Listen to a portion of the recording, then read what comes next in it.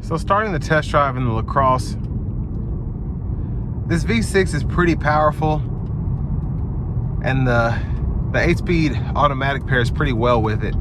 Now, I do hear a lot of horror stories about these V6s that they had in the Traverse and things of that nature, specifically the earlier models that had that VVT or whatever. And I hear that the motors basically blow up at any given time. This one doesn't seem to have that issue right now, but that's just one of the many reasons to get a powertrain warranty like this one has for the lifetime of the vehicle. But I haven't heard of any of those happening personally, but I watch a lot of YouTube, and that's what I hear, that you want to stay away from these engines. But again, with this one having the lifetime powertrain warranty, shouldn't really be a big issue.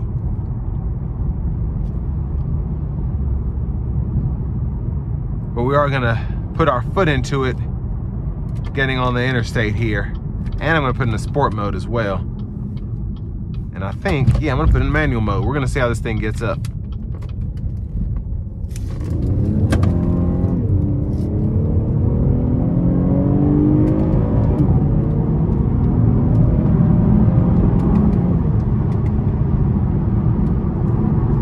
So certainly no slouch. Very impressive.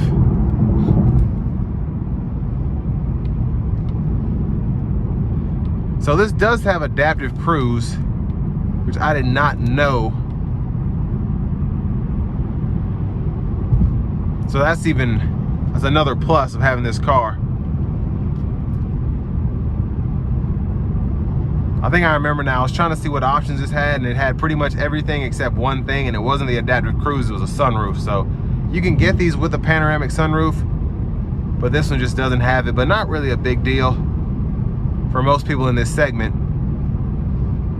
Now, I will say the ride is pretty good, but the 20s, they're just, especially on those low profile tires, you can feel the road. But I mean, the fuel economy is there. You're getting great fuel economy, close to about 30 miles per gallon, maybe a little bit better. And as you saw, this thing gets up, even with it being a front wheel drive car. Pulls very nicely. And the overall driving dynamics, they feel like a Buick. Not necessarily numb steering, but it's not sporty either. Kind of is meant to give you that luxury feel. Now, I've taken the car out of sport mode. We're gonna see how it drives normally. Now, the sport mode was definitely, as you could see, very, very strong. And it wanted to run.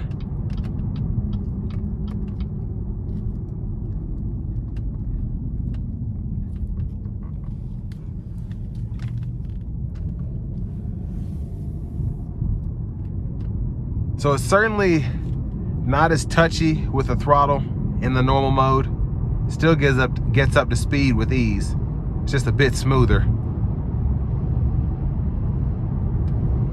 But this is right under $20,000, and I think these were running around 40 to 45 when they came out. And you do get the lifetime warranty on top of that with this car in particular.